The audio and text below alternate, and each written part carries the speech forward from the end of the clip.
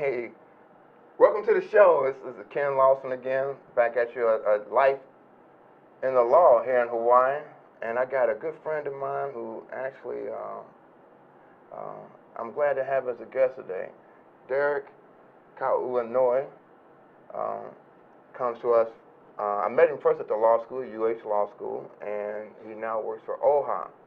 And I guess the topic of our show today is going to be nation building here in Hawaii. And we had a show earlier, about a month ago, with Professor Bill Chang and Dr. Ken Tsai on the issue of Native Hawaiian rights and succession, etc. And I wanted to get Derek on because as I'm relatively young to this island, I've been here since 2008. I'm still learning a lot, you know, and I know your deep commitment to the community from working with you at UH, and I'm glad that you're on the show. Thanks for having me. All right, so now what's your title at OHA? I'm the governance manager. And what is OHA? OHA is the Office of Hawaiian Affairs. It's a state agency that was created out of the 1978 Constitutional Convention. And in summary, it's responsible for bettering the conditions of the Native Hawaiian people. Okay. And how many people are employed with OHA? How big is your office, I guess? You know, when I first joined, somebody threw around the number that there's about maybe 120 employees. Wow. Yesterday, somebody mentioned 170. I didn't think it was that much, but I guess somewhere in between those two numbers. Well, you guys are extremely active. It's one of the first organizations I had heard of when I came to the island. My wife at the time was working down at Waianae, yeah, so OHA was one of the first organizations we got to hear about. Oh. So let's talk a little bit about historically. When we talk about nation building, what do you mean? We talked before this show. You and I spoke about Native Hawaiian rights and nation building. What do you mean by that? Well, I think if you ask a lot of different Native Hawaiians, nation building can mean several different things. There is a professor at the university in ethnic studies. I've had discussions with her, and she's also publicly said that, you know, we don't need to build a nation, we already have a nation. And so, you know, I agree with that, and I think generally people agree. We have a nation in the sense that, you know, we have a history of having a nation. We still have Native Hawaiian people here who, you know, who want to have a nation. So there are certain things that are already in existence. For other people, nation building can refer to the actual relationships, political relationships, or recognitions that they may have from other bodies, whether that be the state government, the federal government, or the international community.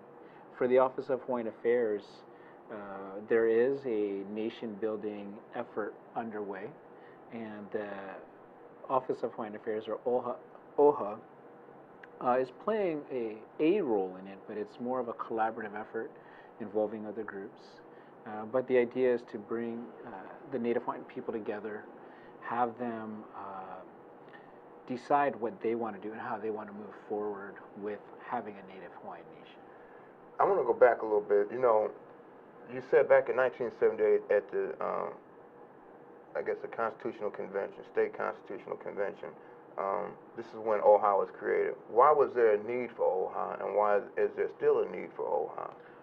That's a great question. I think, you know, back then there were a lot of things happening, and there were quite a bit of movers and shakers that were convention delegates, like former Governor John Waihee, who is also a member of the first graduating class of the Richardson School of Law. But back then there was a real different period. You had a lot of Native Hawaiian issues that were happening.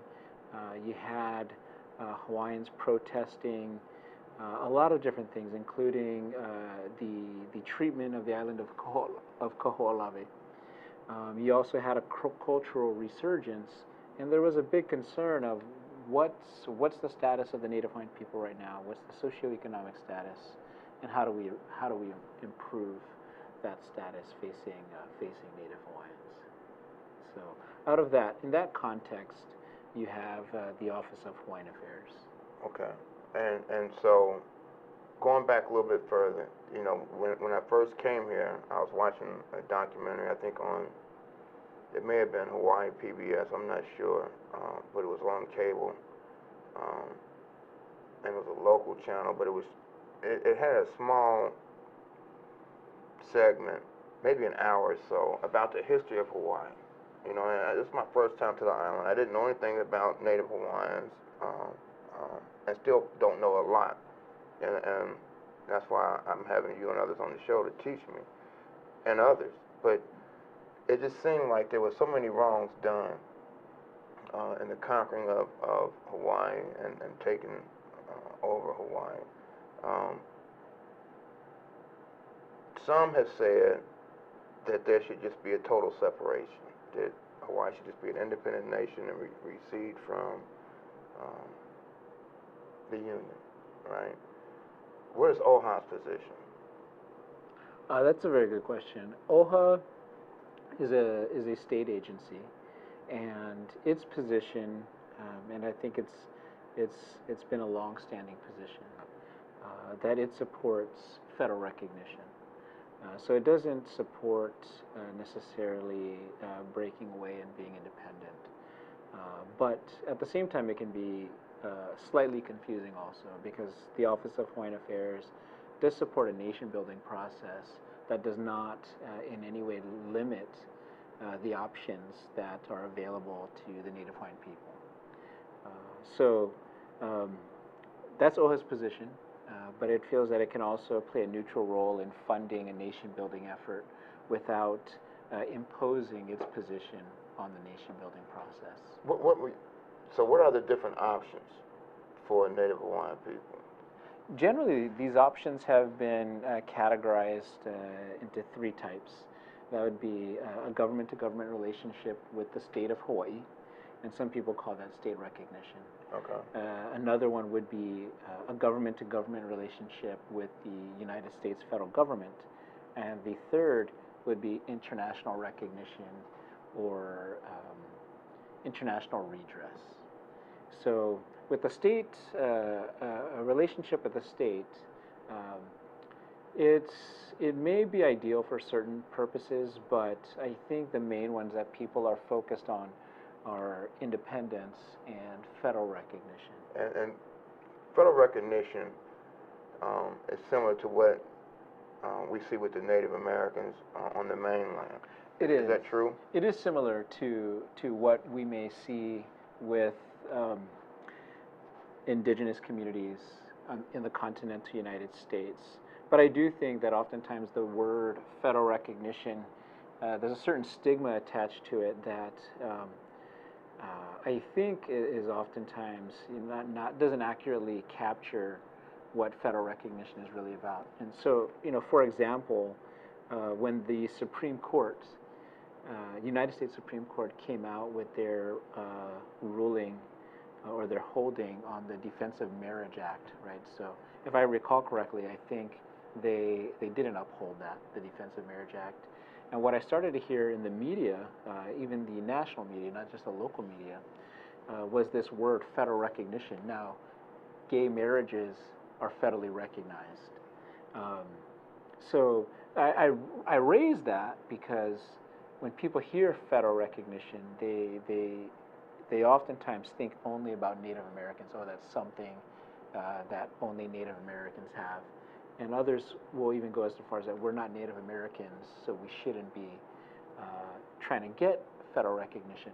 But all federal recognition really means generally is that there's some type of recognition by the federal government. For Native American tribes, or a good number of Native American tribes, they've been recognized by the government as having a government-to-government relationship or having a unique political status. Now legally, explain that to me and to the viewers when you say a government-to-government relationship. So let's assume that we Native Hawaiians become federally recognized. What does that look like? That can be, honestly, that can be a little tricky. And what I've seen, commentators who are either supportive of federal recognition or oftentimes more opposed, commentators will sometimes focus on only one particular type of federal recognition or tribe and then apply that to tribes more generally. But I think a more accurate way of looking at federal recognition is just recognizing that there's a spectrum of different types of arrangements. What one tribe may do may not be the same as another tribe. But there's also some domestic issues with how they conduct themselves in dealing with their own members. But federal recognition, I think, in general, would, one, recognize that Native Hawaiians, or at least the ones that decide to participate with the Native Hawaiian government, are not just an ethnic group, but also have a unique political status. And that unique political status may allow for certain benefits, privileges, and protections that are not necessarily available to groups that do not have a similar political status. So again, I guess I'm trying to see how, I'm having a hard time picturing it in my head. So looking, again, I don't want to make comparisons that aren't justified, so you correct me if I'm wrong, but looking at Native Americans on the mainland, you know, they're recognized as certain and specific tribes. They have certain land that they're on that is their land, right, which is separate from the federal government. Is that what we're talking about here? I think there are some elements of that apply to Native Hawaiians. We don't necessarily have reservations or lands like some tribal governments do. We do have areas like Native Hawaiian homesteads that, you know, they're not reservations, but they're areas where there are concentrations of Native Hawaiians there. But we do have the Office of Hawaiian Affairs that has a number of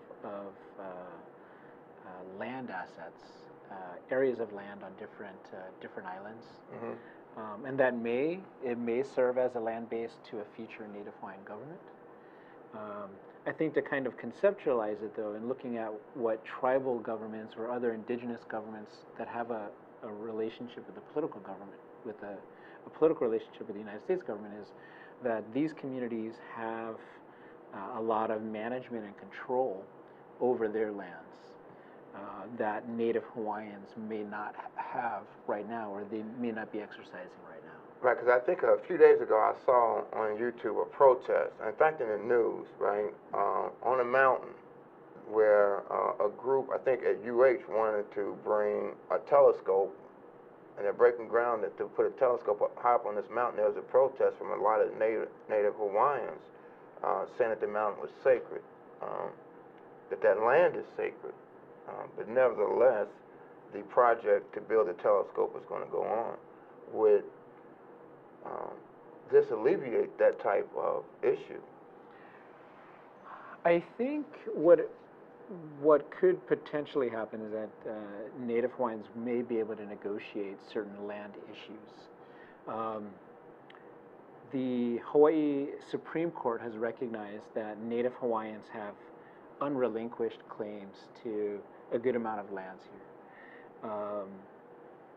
And in a previous court case that eventually ended up at the United States Supreme Court, the state Supreme Court was concerned about the state being able to sell off or dispose of lands under its control without first addressing the rights and claims of Native Hawaiians to these lands.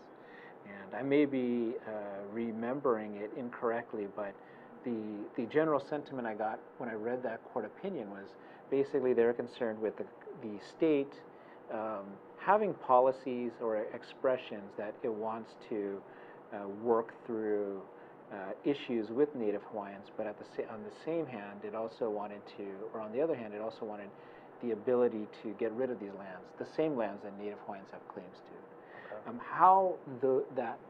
How they deal with those claims in the future with the Native Hawaiian government would determine, I think, how land issues on that mountain, which I believe you're referring to Mauna Kea, how that might happen. All right. We're going to go to break, but when we come back, right, I'm going to ask you to tell me, as if you're out in the community, and I'm Native Hawaiian, why it is that I should be supportive of federal recognition. Okay, and that way, because I think what happens is a lot of times issues become issues because there's been no communication, right, or not good enough communication between the leaders in the community and the masses who we're trying to reach. And if we can bridge that gap of communication, there can be more success in going forward. So we'll be right back after this break. Again, I'm your host, Kennth Lawson, and you're with Life in the Law. Hi, I'm Donna Blanchard. I'm the host of Center Stage here on the ThinkTech digital series. The show is every Wednesday from 2 o'clock to 3 o'clock, and I want you to watch this show because I think that when we talk with artists on the show about what they do, how they do it, and most importantly, why they do it, I believe that it resonates within each of us, and we find something inside of ourselves that brings us closer to all of humanity. That's what arts are there to do, and that's what I'm here to do on this show. That's Center Stage. It's on every Wednesday from 2 to 3 o'clock. I hope to see you there. All right, we're back live on the air. Again, I'm your host, Kennth Lawson, here on Life in the Law. And with me is Derek. And Derek and I have been talking about Native Hawaiian rights and OHA, along with nation building. But before we went to break, what I was asking you is this, just pretend that I'm your average Native Hawaiian citizen, and you want to tell me why it is that I should support federal recognition. What do you tell me? Basically, federal recognition or the nation building process, they're two separate things, but if I can focus on the nation building aspect first, what I'd like to say is the primary reason why Native Hawaiians should support the nation building process is because it's an opportunity for Native Hawaiians to come together and determine for themselves what kind of future they want to have. Federal recognition can be an option that they may want to choose during the nation building process, or it may be something, or there may be some other model that they want to support. But basically, I think what it comes down to is that there are social justice issues that we're dealing with, in addition to historical justice issues. So is there a segment of Native Hawaiians who don't want to be involved in nation building? There are. And so the alternative is just to leave things the way they are. Is that the position, or? Yeah, I think I'd be speculating if I were to say that that's their position. But I think in conversations that I've had with a number of people, one of their concerns is keeping things the way they are is not going to be helpful to the Native Hawaiian people. That we do have to do something.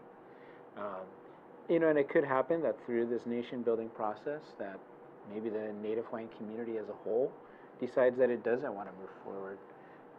But this nation building process is really an opportunity to get a better understanding of what the Native Hawaiian people want and allow them to express what they want. The blood quantum, tell me about that, because that was something different to me too when I came over. I know from being half white, half black, it just didn't matter.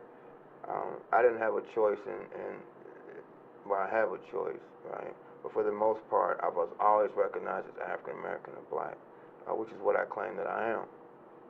But there was, this old saying, even if you just got one drop of black blood and you're black, no matter if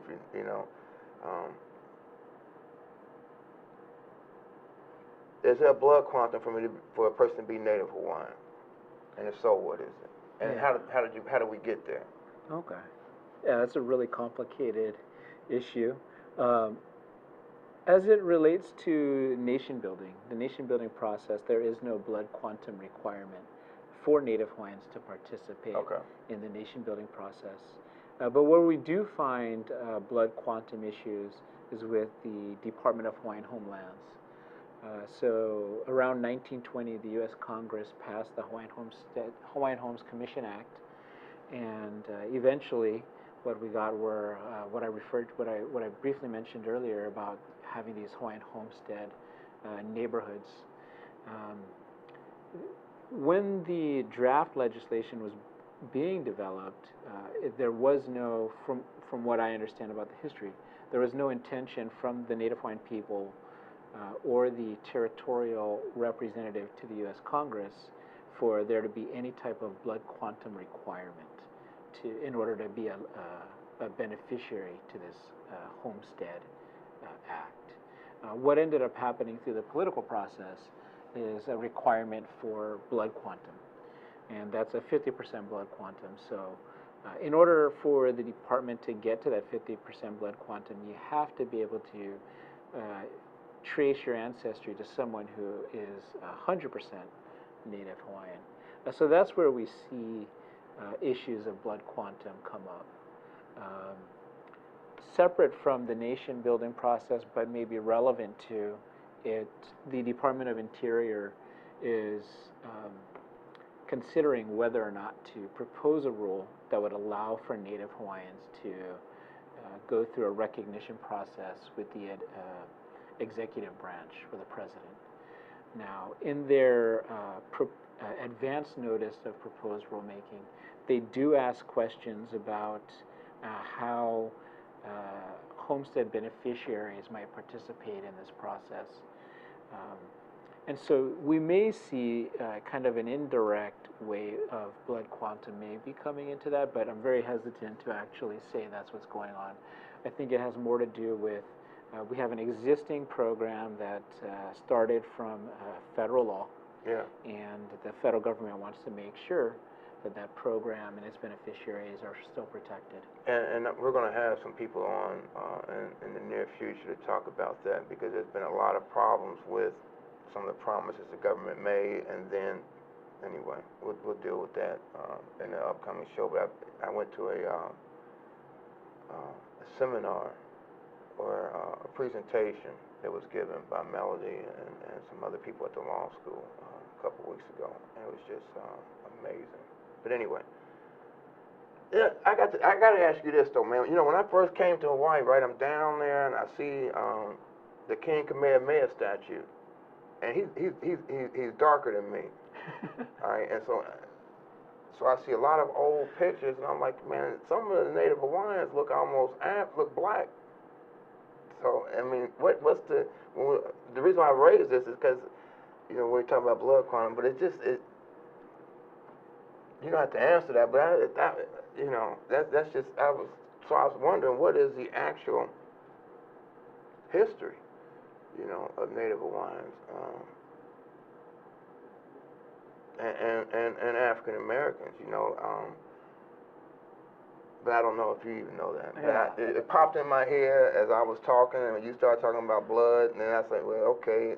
So that's why I posted it out there like that. You know, I think that's that's generally, I think, a fascinating question. What's the role of what's the relationship of African Americans and Native Hawaiians, or just African in the history? Yeah. You know, one of the things that fascinated me before I went to law school, I used to read a lot of the old constitutions. And the Constitution of, I think it's 1852, not only outlawed slavery in the kingdom, but I got the sense that they had a firm understanding of the slavery issues in America. Because when we look at the Constitution where they say that, they say something along the lines of, and any slave who comes to our shores will be a free man.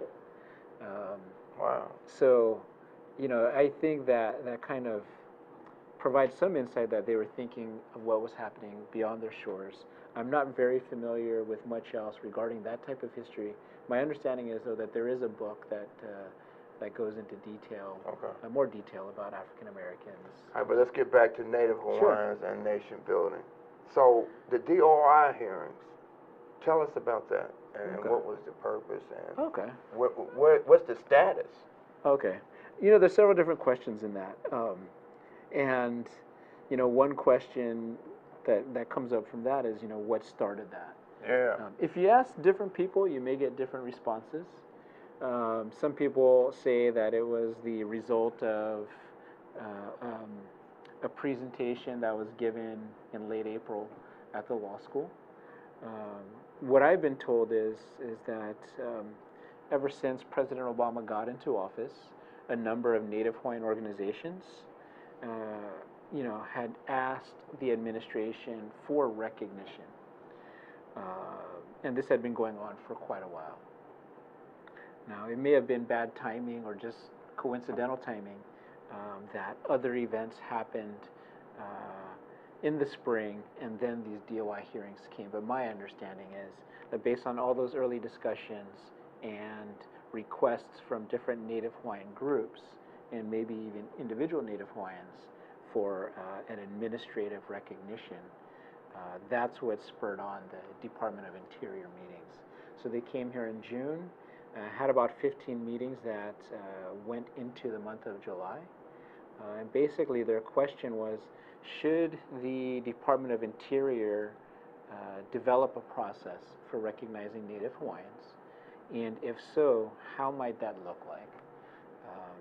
I think it was very confusing for a lot of people. Yeah. It was confusing for myself. It was their advance notice of proposed rulemaking, or I think may have been between 27 and 30 pages long. They had two sets of questions. One set was categorized general questions, and another set, the shorter set, was called threshold questions. The first question in both sets were identical, and when we look at some of the questions, they seem related to the other set of questions. But that's basically what they're asking for. A lot of Native Hawaiians attended the meetings, had quite a few, I think, choice comments to share. What I understand of the process. What were they angry about? Some of them, when we say choice comments, I didn't go, but what I was reading in the press, and we know how the press can be, you don't get the whole story. But from what I read, it seemed like people were just angry. What was the anger about? Well, I think what we saw in a lot of those comments, a good amount of those comments, was a lot of distrust towards the federal government. Can the federal government, adequately fix what happened? We saw a lot of comments that said the Department of Interior is not the appropriate department to be here. What would be the appropriate department? According to the comments that were made, it would be the Department of State, which deals with more foreign issues or foreign countries. So where the Department of Interior focuses on the interior, but what we heard from a good number of attendees at these meetings was that there should be a different group of people here. Okay, so I guess my anger would have come, was there any anger about the fact that we're asking, just telling us we have to ask to be federally recognized after everything that you've done? It's kind of counterintuitive. It's kind of like saying, almost like, I don't know, we got to prove to ourselves, prove to you that we're somebody so you can recognize us when you know how we all got here. I think that's a great question. I don't think that type of sentiment was explicitly stated from the majority of the people there. But, based on private conversations that I've had, and I think maybe even some of the written comments that were submitted and made available online that I've read, I think that is some of the sentiment that people are feeling, even if it's not being, explicitly expressed. I think a lot of people feel like, why do we need to go through this process? We've been wronged. The wrong was never fixed. I don't know how many people feel that way, but it wouldn't surprise me if a good number of Native Hawaiians feel like that. So where are we at now with the DOI hearings? So the DOI hearings, right now, it's my understanding that they're reviewing the comments that were submitted. What happened in June and July, again, was that advance notice of proposed rulemaking. My understanding of the rulemaking process is that that's really an optional part before they start doing real substantive research, they ask the community and go out in the community to get their thoughts on it. So right now, I believe they're analyzing and reviewing the comments that have been submitted, and they'll determine if they want to move forward with a rulemaking process. So, basically what that means is if they decide they don't want to pursue rulemaking, then at that point there may not be a process for Native Hawaiians to be federally recognized if they decide that's what they want to do. Okay, and that's what we're going to talk about on the other end of this break. When we come back from break, I want to kind of get into, when we talk about nation building and trying to develop a consensus on where Native Hawaiians go from here, is there a time limit? And we'll talk about that when we come back from break, right after this message. Hi, I'm Jay Fidel. That's Liz Shue. We co-host Agritech in the Islands every other Monday, 4 to 5 p.m. here on the ThinkTech series. We love agriculture and aquaculture and of every kind and nature. And we bring in guests who can teach us such fantastic scientific things. What do you think, Liz? I think it's cool, so we can grow more local food for local people. All right, come here, 4 to 5 p.m., ThinkTech, Agritech in the Islands, every other Monday. We'll see you then. See you. Aloha. All right. We're back from break. Again, this is Kennth Lawson. I'm your host on Life in the Law. And we're talking about Native Hawaiian nation building. Before we went to break, Derek, and I think it's coming clear, at least somewhat clearer to me now, right? So we got OHA is basically, part of what you're doing is trying to get a consensus of Native Hawaiians on which way do they want to go, right? And so, is there a time limit on that?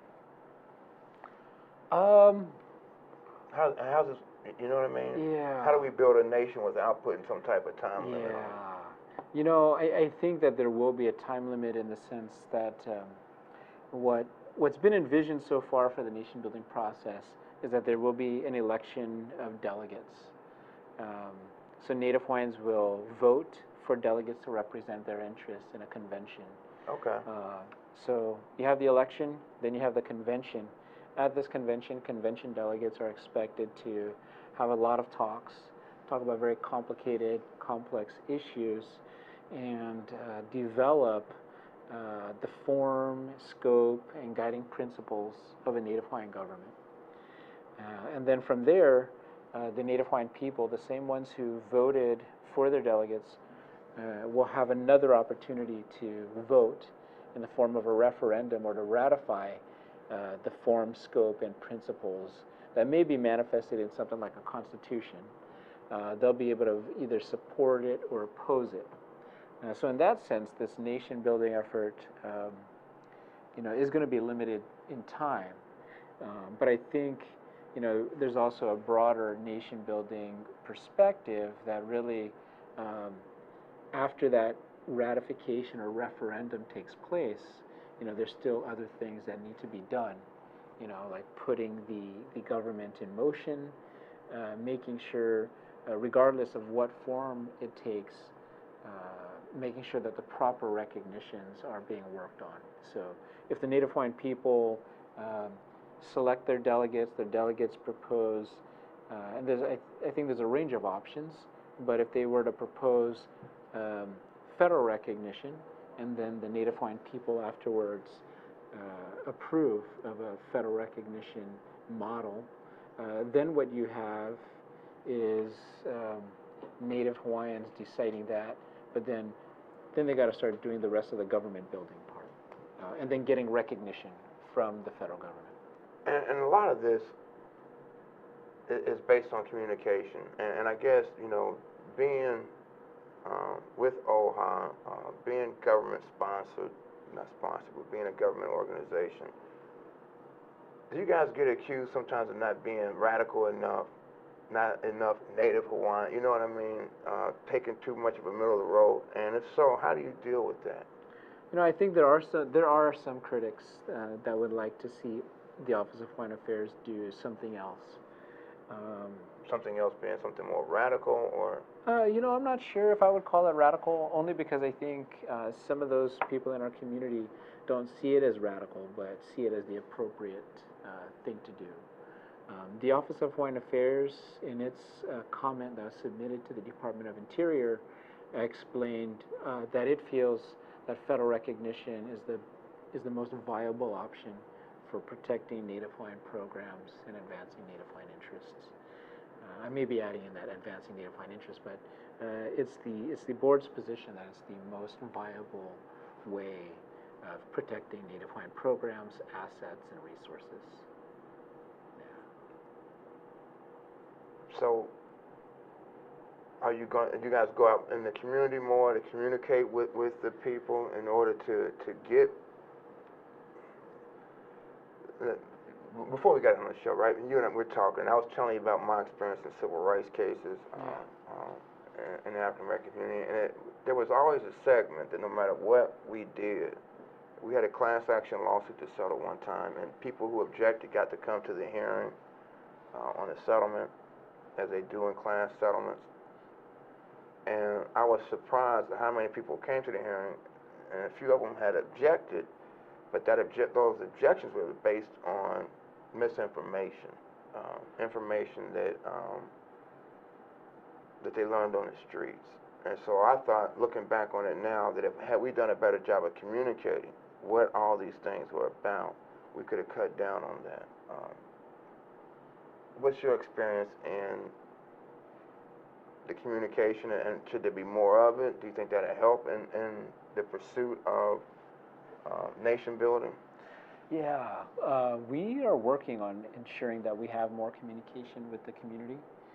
As you may remember, I left the law school in June, and prior to me leaving the law school, the Office of Hawaiian Affairs had a number of community meetings throughout the state of Hawaii to start talking about nation building issues.